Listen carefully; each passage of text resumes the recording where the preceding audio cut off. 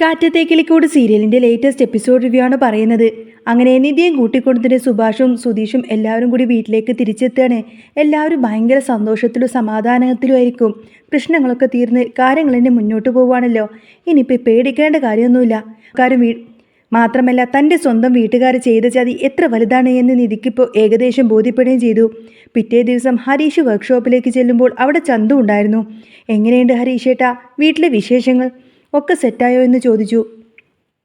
കുഴപ്പമൊന്നുമില്ലടാ, സുധീഷിനെ കണ്ടു കിട്ടിയതോടുകൂടി തന്നെ ഞങ്ങൾക്ക് എല്ലാവർക്കും സമാധാനമായി എന്നൊക്കെ ഹരീഷ് മറുപടി പറഞ്ഞു. ആ സമയത്താണ് നീതു അങ്ങോട്ടേക്ക് വരുന്നത്. എന്നിട്ട് ഹരീഷുമായിട്ട് നല്ല വഴക്കായിരിക്കും. സുധീഷിനെ അന്വേഷിച്ച് നടന്ന ആ ഒരു തിരക്കിൽ നീതു കുറേ വട്ടം വിളിച്ചിട്ടുണ്ടായിരുന്നു ഹരീഷിനെ. ഹരീഷാണെങ്കിൽ എന്ത് ചെയ്യണമെന്നറിയാതെ ആകെ തല നെട്ടോട്ടം ഓടുന്ന ആ ഒരു നേരത്തായിരിക്കട്ടോ നീതുവിൻ്റെ വിളിയൊക്കെ വരുന്നത്. 2-3 തവണ ഫോൺ എടുത്തിട്ട് ഭയങ്കര തിരക്കിലാണ്, പിന്നെ വിളിക്കാമെന്നൊക്കെ പറഞ്ഞുവെങ്കിലും നീതു അതൊന്നും തന്നെ കേൾക്കാൻ തയ്യാറായില്ല. ഒടുവിൽ ദേഷ്യം വന്ന് ഹരീഷ് ഫോണെടുത്ത് എറിഞ്ഞു പൊട്ടിച്ചു. അങ്ങനെ ഫോൺ സ്വിച്ച് ഓഫായി പോയി. ഇപ്പോഴിതാ നീതു വന്ന് ഹരീഷിനോടങ്ങ് തട്ടിക്കയറാണ്.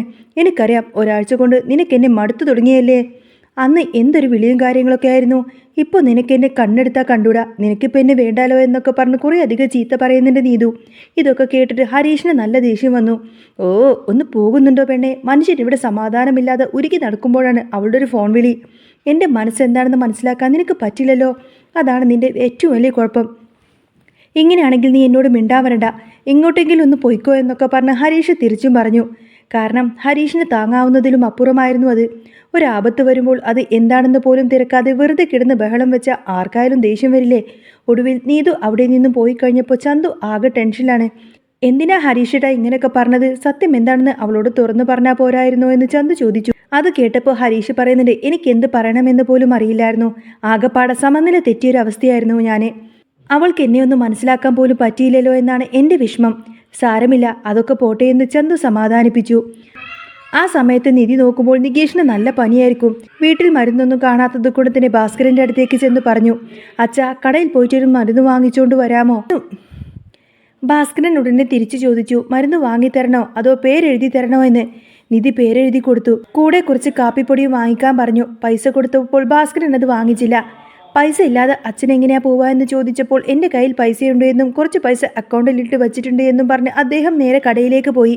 മരുന്ന് വാങ്ങി വന്നതിന് ശേഷം ഭാസ്കരൻ ചോദിച്ചു, ഇതെന്തിനുള്ള മരുന്നാണെന്ന്. നികേഷിന് നല്ല പനിയാണ് എന്ന് പറഞ്ഞപ്പോൾ അദ്ദേഹം അങ്ങ് ചിരിച്ചു. പനി വന്ന ഉടനെ തന്നെ ഇങ്ങനെ മരുന്ന് കൊടുക്കേണ്ട കാര്യമൊന്നുമില്ല. ഇതൊക്കെ ഒരു ചുക്ക് കാപ്പി ഇട്ട് കൊടുത്താൽ മാറാവുന്നതേ ഉള്ളൂ. അവൻ ഇതിനും വലിയ പനിയൊക്കെ വന്നിട്ടുണ്ട്. അവനെ ഇങ്ങോട്ടേക്ക് കൂട്ടിക്കൊണ്ടുവരുമ്പോൾ 2 ആഴ്ചത്തോളം അവന് നല്ല പനിയായിരുന്നു. അന്ന് പോലും ഞങ്ങൾ വലിയ മരുന്നൊന്നും കൊടുത്തിട്ടില്ല. പിന്നെയാണോ ഈ കുഞ്ഞു പനി എന്നൊക്കെ പറഞ്ഞ് അദ്ദേഹം അങ്ങ് ചിരിക്കുകയാണ്.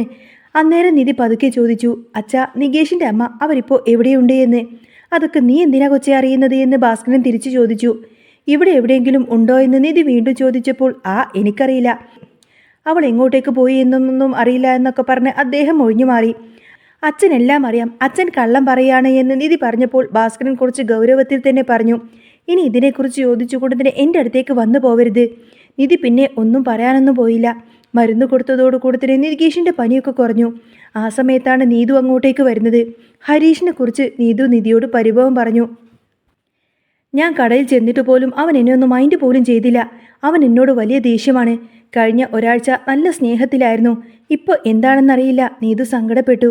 സാരമില്ല, പോട്ടെ എന്ന് പറഞ്ഞ് നിധി ചോദിച്ചു, നീ ഇവിടുത്തെ കാര്യങ്ങൾ വല്ലതും അറിഞ്ഞോ എന്ന്. ഇല്ല എന്ന് പറഞ്ഞപ്പോൾ നികേഷ് ഇടയിൽ കയറി നിന്നു. നടന്ന കാര്യങ്ങളൊക്കെ അവളോടൊന്ന് പറഞ്ഞു കൊടുക്കുകയെന്ന് പറയും. നിധി സുധീഷിനെ കാണാതായതും തൻ്റെ വീട്ടുകാർ ചെയ്ത ചതിയുമെല്ലാം തന്നെ നീതുവിനോട് പറഞ്ഞു. അതെല്ലാം കേട്ടതോടുകൂടി തന്നെ നീതു ആകെ ഞെട്ടിപ്പോയി. അയ്യോ, ഇങ്ങനെയൊക്കെ ഉണ്ടായോ? ഞാനൊന്നും അറിഞ്ഞില്ലല്ലോ. ദൈവമേ, ഇതൊന്നും അറിയാതെ ഞാൻ വെറുതെ ഹരീഷിനെ തെറ്റിദ്ധരിച്ചല്ലോ എന്നൊക്കെ പറഞ്ഞ് നീതു ആകെ വിഷമിച്ചു. അവൻ എന്നോടൊരു വാക്കെങ്കിലും പറയാമായിരുന്നില്ലേ. ഇപ്പോൾ എനിക്കൊരു സമാധാനമായി. അവൻ എന്നോട് ദേഷ്യം കൊണ്ടല്ല അങ്ങനെയൊന്നും പെരുമാറിയതെന്ന് മനസ്സിലായില്ലേ എന്ന് നീതു പറഞ്ഞു. അപ്പോൾ നിധി പറയുന്നുണ്ട്, അവൻ്റെ മനസ്സറിഞ്ഞു വേണം ഇനി മുതൽ പെരുമാറാനേ. അവനൊരു പാവമാണ്. പെണ്ണുങ്ങളോടധികം സംസാരിക്കാനൊന്നും അവനറിയില്ല. ഞാൻ ഇവിടെ വന്ന കാലത്ത് അവന് വലിയ മാറ്റമായിരുന്നു. ഇപ്പോഴാണ് കുറച്ചൊക്കെ ഒന്ന് ഉഷാറായത്. അന്ന് വൈകുന്നേരം സുധീഷ് ഹരീഷിനെ വിളിച്ചിട്ട് പറഞ്ഞു, എടാ, ഞാനൊരു ഓട്ടം പോവാണ്, വരാൻ കുറച്ച് വൈകും. സുഭാഷേട്ടനോടൊന്ന് പറയണേ. വീട്ടിലുള്ളവർ ടെൻഷൻ അടിക്കണ്ടല്ലോ എന്ന് കരുതി. സന്ധ്യ കഴിഞ്ഞപ്പോൾ സുഭാഷ് അടുക്കളയിൽ കയറിയിട്ട് അത്താഴത്തിൻ്റെ കാര്യങ്ങളൊക്കെ നോക്കുകയാണ്. നിധി ഇടയ്ക്ക് പുറത്തേക്ക് നോക്കുന്നുണ്ട്. സുധീഷ് ഇതുവരെ വന്നില്ലല്ലോ എന്നൊക്കെ ഓർത്തുകൊണ്ട് ആകെ ടെൻഷനാണ്. കുറേ കഴിഞ്ഞിട്ടും കാണാതായപ്പോൾ നിധിക്ക് നല്ല പേടിയായിരുന്നു. ആഹാരം കഴിക്കാൻ നേരം നിധി പുറത്തേക്ക് നോക്കി നിൽക്കുന്നത് കണ്ട് സുഭാഷ് കാര്യം തിരക്കി. സുധീഷ് ഇതുവരെ വന്നില്ലല്ലോ എന്ന് നിധി പറഞ്ഞു. അപ്പോഴാണ് ഹരീഷ് പറയുന്നത്, സുധീഷ് വിളിച്ചിരുന്നു, ഒരു ഓട്ടമുള്ളത് കൊണ്ട് തന്നെ വരാൻ വൈകുമെന്നൊക്കെ പറഞ്ഞിട്ടുണ്ട് എന്ന് പറയും. ഇതൊക്കെ അറിഞ്ഞപ്പോൾ നിധിക്ക് സമാധാനമായി. ഹരീഷും നികേഷും നിധിയുടെ ടെൻഷൻ കണ്ട് പരസ്പരം നോക്കി ചിരിക്കുന്നുണ്ടായിരുന്നു. എല്ലാവരും ആഹാരം കഴിഞ്ഞ് കിടക്കാൻ നേരത്തു നിധി പുറത്ത് നിൽക്കുന്നുണ്ട് കണ്ട് സുഭാഷ് ചെന്നു. എന്താ മോളെ ഇവിടെ നിൽക്കുന്നത്? സുധീഷ് വരുമ്പോൾ അകത്തേക്ക് കയറിക്കോളും, വാതിലടക്കേണ്ടെന്ന് അവൻ പറഞ്ഞിട്ടുണ്ട്. ഇവിടെ ഒന്നും ആരും കൊണ്ടുപോകാനൊന്നുമില്ല, നീ പോയി കിടന്നിറങ്ങിക്കോ എന്ന് സുഭാഷേട്ടൻ പറഞ്ഞു. ശരിയെന്ന് പറഞ്ഞ് നിധി മുറിയിലേക്ക് പോയി. രാത്രി ഏറെ വൈകിട്ടാണ് സുധീഷ് വരുന്നത്. അപ്പോഴേക്കും നിധി അവിടെ തന്നെ നിൽക്കുന്നുണ്ടായിരുന്നു. ഇതെന്താ ഇവിടെ നിൽക്കുന്നത് എന്ന് സുധീഷ് ചോദിച്ചു. സുധീഷ് വരാത്തത് കൊണ്ട് നിന്നതാണോ എന്ന് ചോദിച്ചപ്പോൾ നിധി കുറച്ച് ജാടയിൽ തന്നെ പറഞ്ഞു, ആരെങ്കിലും വാതിൽ തുറന്നു തരണ്ടേ, എല്ലാവരും ഉറങ്ങിപ്പോയി, അതുകൊണ്ട് ഞാൻ വെറുതെ നിന്നതാണെന്ന് പറയും. പിന്നീട് സുധീഷ് ഫ്രഷായി വരാൻ പറഞ്ഞിട്ട് നിധി നേരെ മുറിയിലേക്ക് പോയി. സുധീഷ് മുഖം കഴുകി വരുമ്പോൾ ഹരീഷ് അങ്ങോട്ടേക്ക് വന്നു. എന്നിട്ട് സുധീഷിനെ പുറത്തിട്ട് ഒരൊറ്റടി അങ്ങ് കൊടുക്കണേ. എടാ എനിക്ക് വേദനിച്ചു, നീ എന്തിനാ എന്നെ ഇങ്ങനെ അടിച്ചത് എന്ന് സുധീഷ് ചോദിച്ചു. എടാ നിധിക്ക് നിന്നോടിപ്പോൾ സ്നേഹം കൂടി തുടങ്ങിയല്ലേ എന്നിങ്ങനെ ഹരീഷ് ചോദിച്ചു. പ്രേമം തുടങ്ങിയെന്ന് എനിക്ക് തോന്നുന്നു, നിന്നെ കാണാതെ വന്നപ്പോൾ അവൾക്ക് വലിയ ടെൻഷനായിരുന്നു. അതിനർത്ഥം അവൾക്ക് നിന്നോട് സ്നേഹമുണ്ട് എന്നല്ലേ? ഒന്ന് പോടാ, അങ്ങനെയൊന്നുമില്ല എന്ന് സുധീഷ് പറഞ്ഞുവെങ്കിലും ഹരീഷ് വിട്ടില്ല. നിനക്കുള്ളതുപോലെ തന്നെ അവൾക്കും നിന്നോട് ഇഷ്ടമുണ്ട്, എനിക്കത് ഉറപ്പാണെന്ന് അവൻ ഉറപ്പിച്ചു പറഞ്ഞു. പിറ്റേ ദിവസം രാവിലെ തന്നെ നിധി തുണി വിരിച്ചുകൊണ്ടിരിക്കുന്ന സമയത്തന്നെ സുധീഷ് ചെന്നു. ഇന്നലെ എന്നെ കാണാതെ വന്നപ്പോൾ നിനക്ക് സങ്കടമായല്ലേ എന്ന് അവൻ ചോദിച്ചു. എന്തിനു എന്ന് നിധി തിരിച്ചു ചോദിച്ചു. അല്ല, ഞാൻ വന്നപ്പോൾ നീ പുറത്തു നിൽക്കുന്നുണ്ടായിരുന്നല്ലോ എന്ന് പറഞ്ഞപ്പോൾ അതെൻ്റെ വീട്ടുകാർ ഇനി വല്ല അപകടവും ചെയ്യുമോ എന്ന് പേടിച്ചിട്ട് നിന്നതാണ്, അല്ലാതെ വേറൊന്നുമല്ല എന്നൊക്കെ പറഞ്ഞ് നിധി ഒഴിഞ്ഞു മാറാൻ നോക്കി. ഇത് കേട്ട സുധീഷിന് ഭയങ്കര സങ്കടമായി. ഹരീഷിനോട് അവൻ പോയി ചോദിച്ചു, എടാ നീ എല്ലാടാ പറഞ്ഞത് അവൾക്ക് എന്നോട് പ്രേമമാണെന്നൊക്കെ? ഇപ്പം കണ്ടില്ലേ അവളെന്താ പറഞ്ഞത്? ഹരീഷേട്ട അത് സ്നേഹമുള്ളത് കൊണ്ട് പറയുന്നതാണെന്നൊക്കെ പറഞ്ഞ് നികേഷ് സമാധാനിപ്പിച്ചു. പിന്നീട് നിധിക്കൊരു ജോലിക്കായി ഇന്റർവ്യൂ ഉള്ള കാര്യം പറഞ്ഞത് കൊണ്ട് തന്നെ സുധീഷ് അവളെയും കൂട്ടിക്കൊണ്ടുപോയി.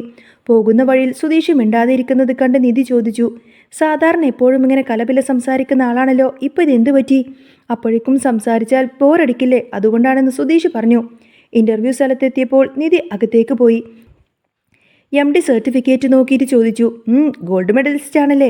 അതെ എന്ന് മറുപടി പറഞ്ഞപ്പോൾ അദ്ദേഹം പറഞ്ഞു, ഞങ്ങളും ഫ്രഷായി തുടങ്ങിയ കമ്പനിയാണ്, നിങ്ങളും ഫ്രഷാണ്, അതുകൊണ്ട് കൂടുതൽ ചോദ്യങ്ങളുടെ ആവശ്യമൊന്നുമില്ല. നിങ്ങൾ ഈ ജോലിക്ക് എടുത്തിരിക്കുന്നു. ആദ്യമായി ജോലി കിട്ടിയ സന്തോഷത്തിൽ നിധി തുള്ളിച്ചാടി സന്തോഷിക്കാൻ തുടങ്ങി. പുറത്തിറങ്ങിയപ്പോൾ സുധീഷ് കാറിൽ നിന്ന് ഉറങ്ങുന്നതായിരുന്നു. നിധി വന്ന് കണ്ണടച്ച് പ്രാർത്ഥിക്കുന്നത് കണ്ട് സുധീഷ് ചോദിച്ചു, എന്തുപറ്റി, സങ്കടമാണോ എന്ന്? ജോലി കിട്ടിയെന്ന് നിധി പറഞ്ഞപ്പോൾ സുധീഷിനും അത് ഭയങ്കര സന്തോഷമായിരുന്നു. അവൾ മധുര പലഹാരങ്ങളൊക്കെ വാങ്ങിച്ച് സുഭാഷിനെ കാണാൻ പോയി. ആ സമയത്തിന് നീതും ഹരീഷും തമ്മിലുള്ള പ്രശ്നങ്ങളൊക്കെ പറഞ്ഞ് തീർക്കുന്നുണ്ടായിരുന്നു. സുഭാഷിന് മധുരം കൊടുത്തതിന് ശേഷം നിധി വിശേഷം പറഞ്ഞു. അവിടെ വെച്ച് അവിനാശിന്റെ പെങ്ങളായ ചാന്ദിനെയും അവർ പരിചയപ്പെട്ടു. സന്ധ്യ ആയപ്പോൾ നിധി എല്ലാവർക്കും പുതിയ ഡ്രസ്സുകളൊക്കെ സമ്മാനിച്ചു. നികേഷിനും ഭാസ്കരനും ഹരീഷിനും സുഭാഷിനും ഒക്കെ ഡ്രസ്സൊക്കെ വാങ്ങിച്ചു കൊടുത്തു. സുധീഷിന് മാത്രം അവൾ ഒന്നും തന്നെ കൊടുത്തില്ല. എനിക്ക് മാത്രം ഡ്രസ്സ് ഇല്ലേ എന്ന് സുധീഷ് ഭയങ്കര വിഷമത്തോടു കൂടെ ചോദിച്ചപ്പോൾ ഞാൻ അത് മറന്നുപോയി എന്നൊക്കെ പറഞ്ഞ് നിധി നേരെ അകത്തേക്ക് പോയി. അത് കേട്ടപ്പോൾ സുധീഷിന് ഭയങ്കര വിഷമമായിരുന്നു. പക്ഷേ കുറച്ച് കഴിഞ്ഞപ്പോൾ നിധി ഒളിപ്പിച്ചു വെച്ച് ആ ഒരു ഷർട്ട് മാറ്റി വന്ന് സുധീഷിനത് നൽകി.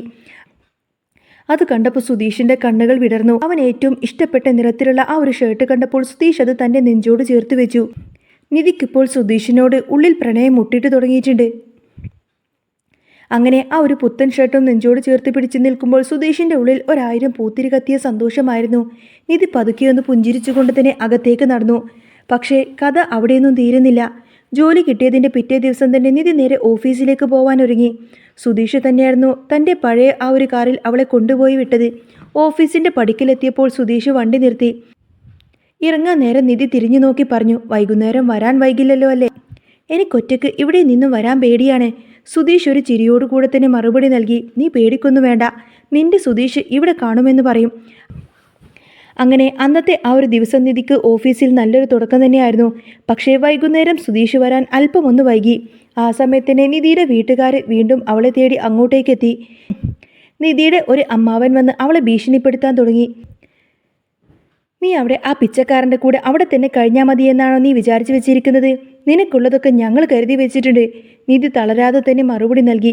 എൻ്റെ ജീവിതം എന്താണെന്നൊക്കെ ഞാൻ തീരുമാനിച്ചു കഴിഞ്ഞു. ഇനി ഒരിക്കലും നിങ്ങളുടെ അടുത്തേക്ക് ഞാൻ വരില്ല. അവർ നിധിയെ ബലം പ്രയോഗിച്ച് വണ്ടിയിൽ കയറ്റാൻ നോക്കുമ്പോഴാണ് പെട്ടെന്ന് സുധീഷ് അങ്ങോട്ടേക്ക് പാഞ്ഞെത്തുന്നത്. ഒരു സിനിമ സ്റ്റൈലിൽ സുധീഷ് തൻ്റെ വണ്ടി അവിടെ നിർത്തിക്കൊണ്ട് അങ്ങോട്ടേക്ക് ഇറങ്ങി വന്നു. ഹരീഷും നികേഷും കൂടെ ഉണ്ടായിരുന്നു. എൻ്റെ പെണ്ണിനെ തൊടാൻ വന്ന വിവരം അറിയുമെന്നൊക്കെ പറഞ്ഞ് സുധീഷ് ഗർജിച്ചപ്പോൾ അമ്മാവനും കൂട്ടുകാരും പത്തി മടക്കി അവിടെ നിന്നും സ്ഥലം വിട്ടു.